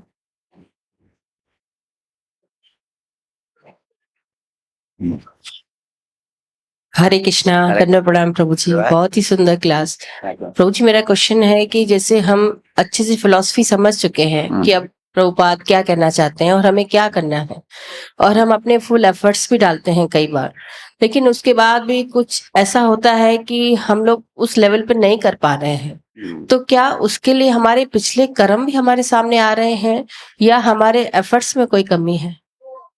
एक्चुअली हमारे पिछले कर्म के कारण, मान लीजिए आप एक ऐसे परिस्थिति में हो जो परिस्थिति आपको भक्ति में आगे बढ़ने में थोड़ा पाबंदी डालता है, लेकिन उस परिस्थिति से ऊपर उठने के लिए अनेक चीज हम कर सकते हैं। उदाहरण के लिए हम खास प्रार्थना कर सकते हैं भगवान को, भगवान मैं ऐसे परिस्थिति में हूँ, मैं आगे बढ़ नहीं पा रही हूँ, ये मुझे संकट में डाल रहे हैं, इसके कारण थोड़ा रुक गया है, आगे बढ़ नहीं पाते हैं। क्योंकि प्रार्थना से भगवान, जैसे अभी गजेंद्र, उसके पांव पकड़ा गया था, उसके पांव पकड़ा था एक मगरमच्छी। उस अवस्था में मान लीजिए अगर मेरे पांव को एक कुत्ता पकड़ा है, मैं जब कर पाऊंगा क्या? नहीं कर पाएंगे। पहले बोलेंगे कुत्तों को निकाला पहले, करेक्ट है ना? लेकिन उसके पांव पकड़ा है एक मगरमच्छी। भगवान हरि को देखा आसमान में आते हुए, एक गरुड़ के ऊपर आते हुए, तब उन्होंने सोचा कि भगवान हरि मेरी ओर आ रहे हैं और मैं कुछ भक्ति कर नहीं पा रहा हूँ। रोया उसने, क्या करूं? तब उसने बोला, सोन्तस्सरस्युर्बलेन गृहीत आर्तो दृष्ट्वा गरुत्मतिहरिं कवुपात चक्रम उच्चिप्य साम्बजकरं गिरमाह कृत्रा नारायण अखिल गुरु भगवन नमस्ते। वो उस तालाब से उन्होंने एक फूल को उखाड़ कर भगवान को अर्चना कर दी, उस संकट की अवस्था में भी। उसका मतलब है अगर आपको भक्ति करने की तीव्र इच्छा हो, भगवान संकटों के बीच में भी आपको उपाय देंगे आपको। जैसे गजेंद्र को भगवान ने उपाय दिया, तुरंत अर्चना, भगवान ने सोचा अरे संकट के बीच में भी और भक्ति किया है, भगवान उसे बहुत खुश हुए। तो उसको तत्क्षण भगवान एक वैकुंठ शरीर देकर उसको वैकुंठ लेकर गए उसको। तो हम लोग अपने अपने परिस्थिति में देखना चाहिए कि हम एक उदाहरण देंगे आपको।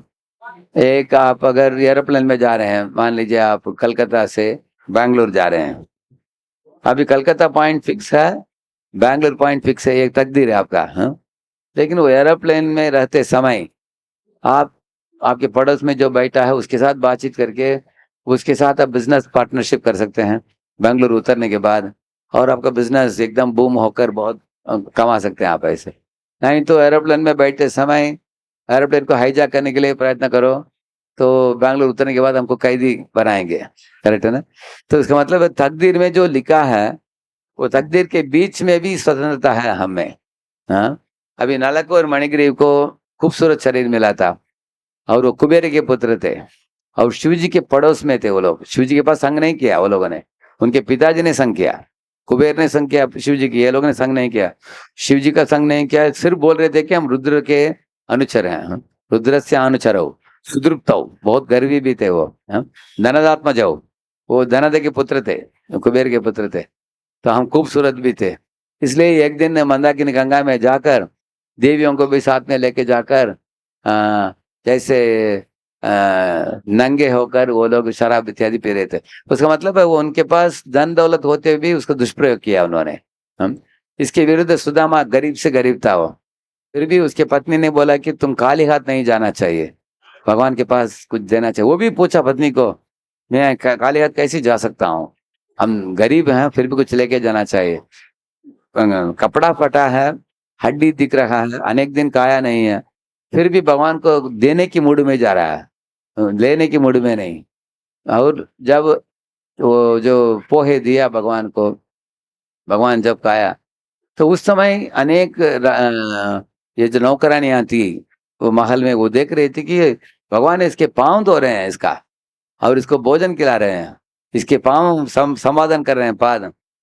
किम मने नगदम पुण्यम अवधूते न भिक्षुणा, ऐसे बोलती है कि ये तो भिक्षुक है, इसको इतना सम्मान दे रहे हैं, हो सकता है भगवान का निकट मित्र है। इस तरह से भगवान का प्रेम भी पाया और भगवान अनेक सुख सुविधा उसको प्रदान भी किया, उसको हम देख सकते हैं ऐसे। तो अनेक उदाहरण दिया जा सकता है कि कठिन परिस्थिति में भी हम लोग भक्ति करने की अगर इच्छा तीव्रता से रखते हैं, एनर्जी फ्लोस वेयर इंटेंट गोस, अंग्रेजी में कहावत है। हमारे इंटेंशन को तीव्र बनाया हमने तो भगवान आपके प्रकृति को ऐसे बदल देंगे। भगवान कैसे बदलते हैं आपको मालूम नहीं होगा, परिस्थिति को बदल कर भगवान एक मार्ग बनाएंगे आपके लिए। ठीक है, और एक प्रश्न किसी का? हाँ, इधर एक प्रश्न है, इधर एक प्रश्न है, हाँ पीछे पीछे उधर भी एक प्रश्न है, बोलिए माता। हाँ, प्रणाम प्रभु जी, हम चरण वंदना करते हैं, आपको बार बार प्रणाम करते हैं। दो प्रकार के भगवत गीता में कृष्ण पक्ष और शुक्ल पक्ष, दो पक्ष बताए गए हैं। जिनमें एक पक्ष में तो भगवान ने बोला जो मेरे ही धाम को आता है, शुक्ल पक्ष वाला, और कृष्ण पक्ष वाला बोला है कि वो अपने पूर्ण फल भोग के नहीं और फिर संसार में आ जाता है, वही मरण जन्म में पड़ जाता है। तो ऐसा भगवान श्री कृष्ण ने अर्जुन को बताया है। और पहले अध्याय से 18वें अध्याय भगवान समझा ही रहे हैं और अर्जुन पूछ ही रहे हैं कृष्ण, और वो अपन को सबको समझ में आती है। तो इसके बारे में आप बताओ, शुक्ल पक्ष और कृष्ण पक्ष में जो मृत्यु होती है तो किस पक्ष में कैसी गति होती है? ये सिर्फ योग्यों के लिए है, हाँ, भक्तों के लिए नहीं है। भगवान लास्ट में बोलते हैं वेदेषु धर्मेषु वेदेषु यज्ञेषु, व्हाट द थर्ड लाइन, तपस्सु चैव दानेषु यत् पुण्य फलम प्रदिष्टम अत्येति तत्सर्वमिदं विदित्वा योगीं पराम स्थानम उपैति चाद्यम। भगवान बताते हैं कि जो कर्मकांडी लोग फल प्राप्त करते हैं, जो ज्ञान योगी प्राप्त करते हैं, योगी लोग प्राप्त करते हैं, वो सब मेरे भक्त के लिए आसानी से प्राप्य है। और मेरे भक्त शुक्ल पक्ष कृष्ण पक्ष इत्यादि के अकाउंट रखने की जरूरत नहीं है, और उत्तरायण में शरीर छोड़ना, दक्षिणायन में नहीं, ये सब चिंता की जरूरत नहीं है। मेरे भक्तों को मैं लेकर जाऊंगा, मैं खुद आयोजन करूंगा, मैं लेके जाऊंगा उनको। जैसे आपको दिखाएंगे,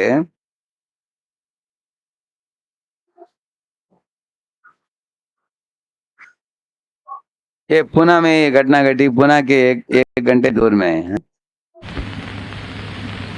पांडुरंगा हमने देखा है, इनका नाम क्या मालूम है आपको?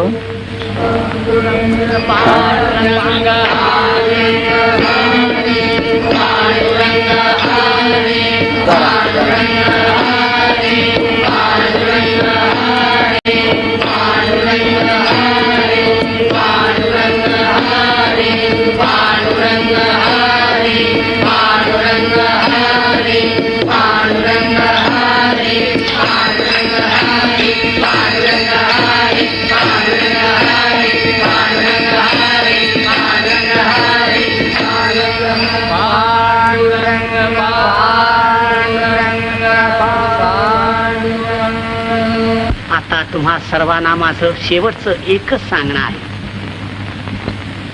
की सुखी संसारी असावे, चित्त परब्रह्मे ठेवावे।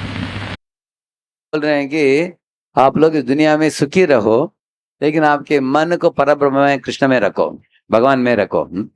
भगवान नहीं बोल रहे हैं कि मेरे भक्त लोग इस दुनिया की जिम्मेदारियों को छोड़ दो, भगवान बोलते हैं दुनिया की जिम्मेदारी हमको निभाओ, सुखी रहो इस दुनिया में भी, लेकिन भगवान को बोलो मत कभी। तुम्हारी मति, तुम्हारी बुद्धि, उसको भगवान के ऊपर चलाओ। अखंड नाम हा परब्रह्म गाठण्याचा माझ्या अनुभवाचा एक अगदी सोपा मार्ग आहे। अखंड नाम कीर्तन जो है, भगवान के महामंत्र का नाम जो है, ये करने से हमारी श्रद्धा भी दृढ़ होता है, आत्मा का शुद्धिकरण भी हो जाता है और भगवान को आसानी से प्राप्त कर लेता है जीव। ईश्वरावरील श्रद्धा अचल होते, चित्त शुद्ध होते, स्वैर संचारी मनाला ईश्वरी प्रेमाखेरीज कशानंही वेसण घालता येत नाही। मनाच्या या प्रेममय अवस्थेला एकविध भाव म्हणतात। हमारे मन पंछी जैसे उड़ता रहता है इस दुनिया में, ऐसे उड़ने वाले मन को एकमात्र आश्रय है भगवान के नाम, और भगवान के नामों का उच्चारण नियमित रूप से करने से हमारे हृदय में प्रेम जगता है और हमारे भक्ति गाढ़ बन जाता है एकदम। हाँ, अखंड नामोच्चारानं हा एकविध भाव आपल्या अंतःकरणात उत्पन्न करून परमेश्वर प्राप्ती करून घेता येते। आणि मग मुखी नाम हाती मोक्ष, ऐशी साक्ष बहुतांची, अवघे लाभ होती या चिंतने, नाम संकीर्तने गोविंदाच्या। हा हा हा। पैलाले हरी शंख चक्र शोभे करी, शंख चक्र शोभे करी, शंख चक्र शोभे करी, गरुड येतो फडकारे, नाभी नाभी म्हणे त्वरे, नाभी म्हणे त्वरे, नाभी नाभी म्हणे त्वरे, मुकुट कुंडलांच्या दीप्ती तेजे लोपला। मेरे भगवान विष्णु आ रहे हैं गरुड़ में सवार होकर, उनके सुंदर मुकुट है, उनके सुंदर कुंडल है, उनके शंख चक्र गदा पद्म है, तो उनका सुंदर रूप को देखकर वर्णन कर रहे हैं। लोपला गवस्ती तेजे लोपला गवस्ती, मेघ श्याम वर्ण हरी, मोठी डोळस साजिरी, डोळस साजिरी, मोठी डोळस साजिरी, चतुर्भुज वैजयंती, गळामाळ हे रुळती, गळामाळ हे रुळती, गळामाळ हे रुळती, पीतांबर झळके कैसा, उजळल्या दाही दिशा, उजळल्या दाही दिशा, उजळल्या दाही दिशा, तुका झाला से संतुष्ट, घरा आले वैकुंठ पीठ, आले वैकुंठ पीठ, घरा आले वैकुंठ पीठ। पांडुरंग हरी जय जय पांडुरंग हरी जय जय पांडुरंग हरी जय जय पांडुरंग हरी जय जय पांडुरंग पांडुरंग पांडुरंग पांडुरंग पांडुरंग। आम्ही जातो आमच्या गावा, आमचा राम राम जावा। मैं अपने गांव जा रहा हूँ जिधर से हम लोग आए हैं, हमें आमचा गावा राम राम गावा। बोलते हैं कि मैं अपने वैकुंठ धाम लौट रहा हूँ, आप सब लोग राम राम बोलो। राम राम जावा आमचा राम राम जावा, आम्ही जातो आमच्या गावा, आमचा राम राम जावा, राम राम जावा आमचा राम राम जावा, तुमची आमची हेची भेटी, येथून या जन्मती, येथून या जन्मतुटी, येथून या जन्मतुटी, आता असो द्यावी दया तुमच्या, लागत से पाया। के बोल रहे हैं कि मैं वैकुंठ जा रहा हूँ, आप सब लोग मेरे ऊपर कृपा करो, हाँ, और हम इस जन्म में वापस नहीं मिलेंगे, क्योंकि भगवत धाम में चले जाऊंगा और आप लोगों को मिल नहीं पाऊंगा, लेकिन आप लोग मुझे आशीर्वाद दो। इसी भावना था ध्रुव महाराज का भी जाते समय। लागत से पाया तुमच्या, लागत से पाया, ये तान यथानी कोणी, विठ्ठल विठ्ठल बोलावा। Return to the place where you belong to, वो हमारे असली घर है वैकुंठ धाम, तो मैं उधर ही वापस लौट रहा हूँ, आप लोग पांडुरंग का नाम जपो। विठ्ठल बोलावानी, विठ्ठल विठ्ठल बोलावानी, राम कृष्ण मुखी बोला, तुका जातो वैकुंठाला, जातो वैकुंठाला, तुका जातो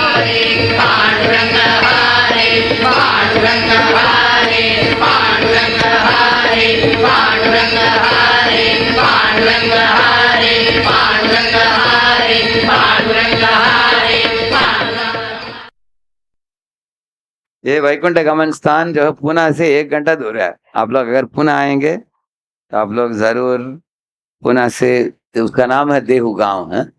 सो from this place Tukaram was taken alive in Vaikuntha airplane. लेकिन हर एक को भक्त को इस तरह एक विमान भगवान के धाम में लेके जाता है, शायद हम देख सके नहीं देख सके, लेकिन इनके केस में हजारों लोगों ने देखा इनको वैकुंठ गमन करते हुए। हम इधर ही प्रवचन को विराम देंगे, देरी हो गया, आप लोगों को प्रसाद भी लेना है। तो इस बार प्रहलाद नरसिंह लीला बोलने की मौका मिली मुझे, और दूसरे क्लासेस भी हुए सीनियर भक्तों के लिए भी। मैं रसानंद प्रभु को खास करके मैं धन्यवाद देता हूँ। हर साल प्रभु जी बुलाते आए हैं, सालों साल। पहले मेरा संबंध जुड़ा परम पूज्य भक्ति प्रेम महाराज के साथ उधर कलकत्ता में, जब वो गंगा नारायण प्रभु थे उस समय से, इस भक्ति चारू महाराज से भी। उसके बाद उज्जैन साल में मैं 3 दिन आता रहा अनेक सालों से। तो एक बार हसन प्रभु ने मुझे बोला कि आप 3 दिन इधर भी रख दीजिए भोपाल के लिए। हाँ, तो भोपाल भी मैं रेगुलर आता हूँ। फरवरी मार्च में आता था पहले, लेकिन इस बार समर वेकेशन में आए हैं। इतनी धूप कड़ी होने के बावजूद भी आप बड़े मात्रा में आप लोग आए हो। To sit in this hot summer season is not a easy thing. ये आपकी भगवत कथा में रुचि के कारण आप लोग बैठ पाए, आपको मैं धन्यवाद देता हूँ। और हमारी कथा बोलते बोलते कुछ त्रुटि हो, हमारे भाषा में त्रुटि हो, नहीं तो भावना में त्रुटि हो, नहीं तो सही ढंग से मैं कुछ बोल नहीं पाए हो, तो आप लोग माफ़ करना। क्योंकि मैं ज़्यादा इंग्लिश में बोलता हूँ, लेकिन अनेक लोगों ने बहुत मेरे पास आकर हट किया है कि आप हिंदी में भी बोला करो। हाँ, क्योंकि हिंदी में उनको ज़्यादा समझ में आता है, इसलिए मैं आधा लेक्चर हिंदी में, आधा लेक्चर इंग्लिश में बोलता हूँ मैं। हाँ, तो I am very thankful to every one of you for your enthusiastic participation. Hare Krishna. चलो प्रभुपाद की जय। हिज ग्रेस राधे श्याम प्रभु की हरे कृष्णा। तो वैकुंठ यात्रा कैसे लगा सबको? तो प्रभु जी हमें वैकुंठ में पहुंचा दिया। हरे कृष्णा। तो वैकुंठ चेतना में प्रभुपाद बोलते थे वैकुंठ कॉन्शियसनेस है ना। तो प्रभु जी से सुनने के बाद इतने सरल तरीके से नरसिंह चतुर्दशी से पहले, भगवान नरसिंह देव के आविर्भाव से पहले पूरी नरसिंह लीला शुरू से पूरा 7th कैंटो में कंप्लीट लीला इतने सुंदर सरल तरीके से, जब भी हम पहले भी ये सुना पर इतना आसान तरीके से प्रभु जी के रियलाइजेशन के साथ हमने ये सुना। तो प्रभु जी की बहुत बहुत धन्यवाद। कुछ भूल त्रुटि हमारे ओर से हो तो हम प्रभु जी से क्षमा मांगते हैं और प्रभु जी से याचना करेंगे फिर से जल्दी भोपाल आए और भोपाल के सभी भक्तों के प्रति कृपा करें। हरे कृष्णा। राधे श्याम प्रभु की, श्रील प्रभुपाद की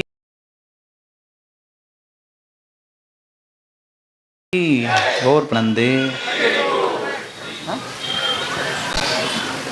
हरे कृष्णा। तो अभी इस हफ्ते जो है बहुत सारे प्रोग्राम्स हैं। नेक्स्ट 22 को भगवान नरसिंह देव